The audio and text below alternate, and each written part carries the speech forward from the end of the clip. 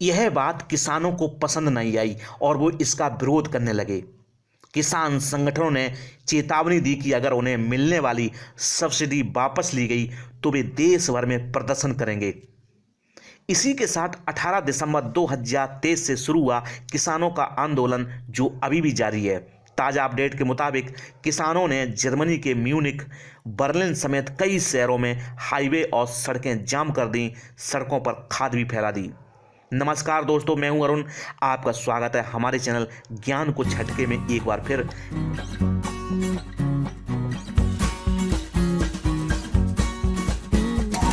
ज्ञान को झटके में हम लाते हैं ऐसी न्यूज जिसे सुनकर आप बन सकते हैं ज्ञानी। आज के ज्ञान में कहानी किसानों की, तो देर किस बात की, कीजिए हमारे चैनल को लाइक और सब्सक्राइब और जानिए भारत के बाद जर्मनी में किसान आंदोलन की कहानी को।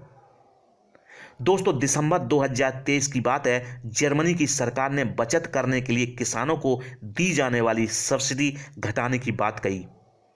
इसके तहत सरकार ने कृषि क्षेत्र में इस्तेमाल होने वाले डीजल पर दिया जाने वाला पार्शियल यानी आंशिक टैक्स रिफंड और कृषि के लिए इस्तेमाल होने वाली गाड़ियों, ट्रैक्टर, ट्रक पर टैक्स में दी जाने वाली छूट खत्म करने का फैसला किया। 13 दिसंबर को जर्मनी की गठबंधन सरकार ने 2024 के बजट की घोषणा की। लंबी बातचीत के बाद गठबंधन सरकार के तीनों दलों German social Democrat, green party और फ्री डेमोक्रेट में बजट पर सहमत बनी। चांसलर ओलाफ शोल्ज ने ऐलान किया, सरकार अपने लक्ष्यों को जरूर हासिल करेगी, लेकिन उसके लिए हमें कटौती और बचत करनी होगी। कटौती के तहत सरकार किसानों को मिलने वाली सब्सिडी में सालाना करीब 90 करोड़ यूरो यानी करीब 8,000 करोड़ रुपए की बचत करना चाहती है। किसानों का कहना है कि सब्सिडी में कटौती किए जाने से उनका रोजगार प्रभावित होगा। राइटर्स के मुताबिक जर्मन फार्मर्स एसोसिएशन के अध्यक्ष जोआमिस रूगवीड ने कहा कि सरकार के फैसले से न केवल किसानों पर आर्थिक बोझ बढ़ेगा, बल्कि जर्मनी के कृषि क्षेत्र के कंपटीशन पर भी असर होगा। इसके अलावा खाने पीने की चीज़ों में महंगाई बढ़ेगी। एक किसान ने कहा कि इसके कारण सालाना करीब 20,000 यूरो यानी करीब 18 लाख करोड़ रुपए का अतिरिक्त बोझ उठाना पड़ सकता है। किसानों के बढ़ते आंदोलन को देखते हुए और कोर्ट की दखल के बाद बजट मसौदे को अंतिम रूप नहीं मिल सका। कोर्ट ने सरकार को सब्सिडी में कटौती की योजना को संशोधित करने का आदेश दिया।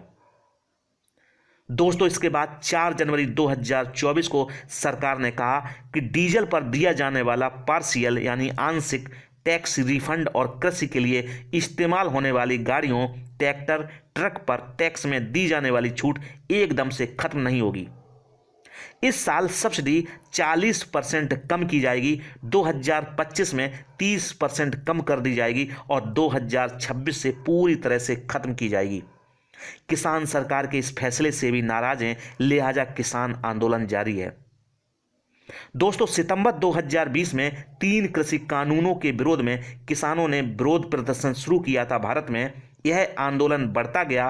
केंद्र सरकार के इन तीनों कृषि कानून को वापस लेने के बाद 11 दिसंबर 2021 को किसान आंदोलन खत्म हुआ था। हम ये कह सकते हैं कि किसानों की समस्या सिर्फ भारत में ही नहीं, दुनिया में कई देशों में ये समस्याएं हैं। जब किसानों का संगठन मजबूत होकर अपनी मांगों का जोरदार तरीके से उठाना शुरू करता है तो किसानों की बात दूर तक सुनाई पड़ती है। आज आपने जाना जर्मनी में किसानों की समस्या को। अब हम विदा लेते हैं, फिर हाजिर होंगे एक नए ज्ञान के साथ। आप क्या सोचते हो आज के ज्ञान के बारे में, कमेंट बॉक्स में कमेंट करके जरूर बताएं। और अगर मेरे द्वारा दी गई स्टोरी आपको अच्छी लगती है तो मेरे चैनल को लाइक, शेयर और सब्सक्राइब करना ना भूलें। धन्यवाद।